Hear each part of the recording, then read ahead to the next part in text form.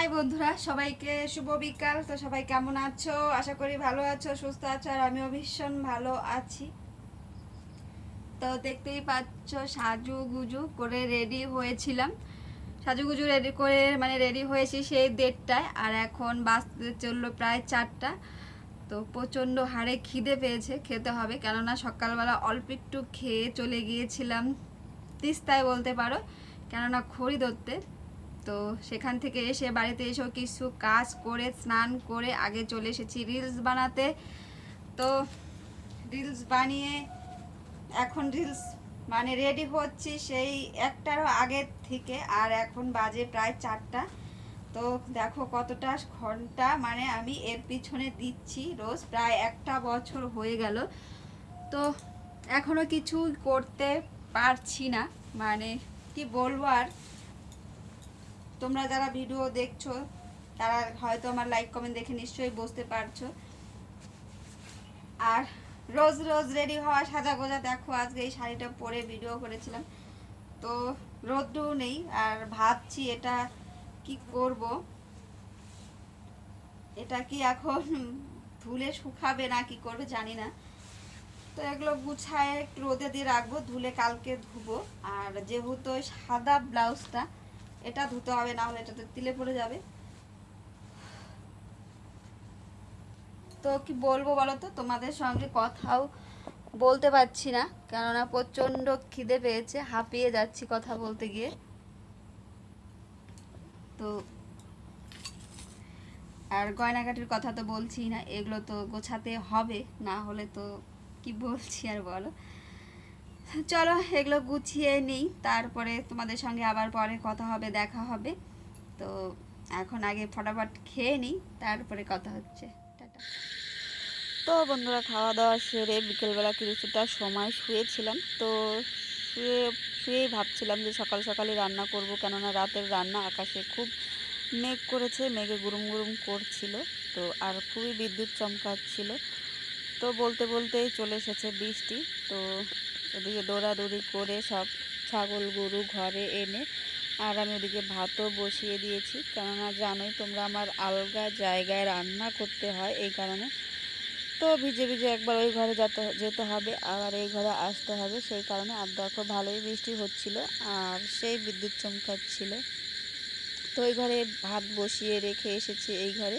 তো মেয়ে দেখি এসে বই পড়ছিল, তো ভাবলাম যে চলো ওটাও একটু তোমাদের সঙ্গে শেয়ার করি। আর এখন মেয়ে আমার ক্যামেরা ধরে দিচ্ছিল। তো এই ঘরে জল নিতে এসেছি, আর কিছু জিনিস ছিল ওগুলোই নিতে এসেছি। তো একবার টেনে টেনে ওই ঘরে নিতে হয়, আবার টেনে টেনে এই ঘরে আনতে হয়, এই হলো সমস্যা। তো কি বলবো আর। তো ভিজে ভিজে এখন ওই ঘরে যেতে হবে, কেননা ছাতা ধরে এইসব কাজ করা একদমই যায় না। তো এরকমই কষ্ট রোজ রোজ করতে হয় আমার। আর এখন তো জানোই বর্ষার দিন যেহেতু, আর রোজ রোজ যেমন এরকমই করতে হবে, যেহেতু উনুনে রান্না, খড়ি দিয়ে রান্না। আর এদিকে দেখো আমি ভাত বসিয়েছি, আর আমার ভাত তো হয়ে গেছে প্রায়। তো এখনও সবজি কাটিনি, কি দিয়ে কি রান্না করব সেটাই ভাবছিলাম। মাছ আছে কিন্তু কি কাটবো। তো দেখো এদিকে সবজিটাও পরে কেটে নিয়েছি, আর এদিকে ভাতটাও আমার হয়ে এসেছে, তো ভাতটাও নামাবো। তো এদিকে আমি আলু বেগুন কেটে নিয়েছি মাছের ঝোল করার জন্য। আর রাতের বেলা কি সবজি হবে, একটাই সবজি হবে, কেননা বৃষ্টি পড়ছে খুবই, কে এত আইটেম করবে বলো। আর রাতের বেলা আমার শুধু একটাই সবজি হয়, আর 2-3টে সবজির দরকার হয় না, একটা দিয়েই চলে যায়।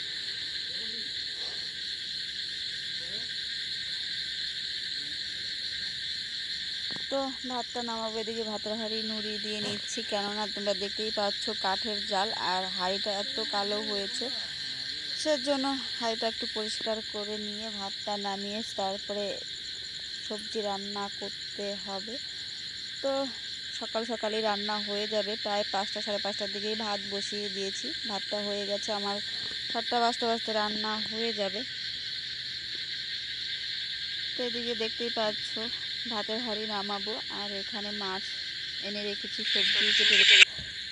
তো বন্ধুরা, রান্না বান্না করে চলে এসেছি ঘরে, আর ঘরে এসে সবটা গুছিয়ে গাছিয়ে দেখো গ্যাসটা ওইদিকে মুছে নিচ্ছিলাম, কেননা গ্যাসটা নোংরা হয়ে যায়, কেননা রান্না করা হয় না তবুও নোংরা হয়ে যায়। তো আমাদের তো জানোই ধুলোবালির জায়গা, আর তিস্তার সাইডে যেহেতু, আর ঘরের বেড়াগুলোও ভালো না, সেই কারণে নোংরা সব জিনিসই নোংরা হয়ে যায়। তো কী করবো, এভাবেই গুছিয়ে গাছিয়ে রাখতে হয়। আর যখন বলেছি তোমাদের যে বিকেলবেলায় বৃষ্টিটা এসেছিলো, তো কিছু জামা কাপড় ছিল, ওগুলোকে কোনো রকম তুলে ঘরে এনে রেখেছিলাম জমা করে। তো বৃষ্টির আগেই আমি রান্না বসিয়েছি, সেই কারণে আর এগুলোকে মেলতে পারিনি, চলে গেছি রান্নাঘরে, আগে রান্না সেরে এসেছি। তো এখন এগুলোকে গোছ গাছ করতে হবে। এখানে তারও দেখো বোঝাই হয়ে গেছে, আর কিছু ছোট জামা কাপড় আছে মেয়েদের, তো ওগুলো ঘরে দেব। আর গামছাটাও এখানে রাখছি, কেননা ভেজা গামছা, তোমাদের দাদা ভাই এসে চান করবে, তো তার জন্য গামছাটা সামনে রাখছি। আর বাচ্চাদের জামা কাপড় ঘরেই দিব। তো জানি না কালকে রোদ উঠবে কি না উঠবে। তো ফ্যান থাকলে, সিলিং ফ্যান থাকলে সিলিং ফ্যানের হাওয়ায় কিছুটা শুকাতো। তো সিলিং ফ্যানটাও আমাদের কদিন ধরে নষ্ট হয়ে আছে, তো ওটাকেও ঠিক করতে হবে।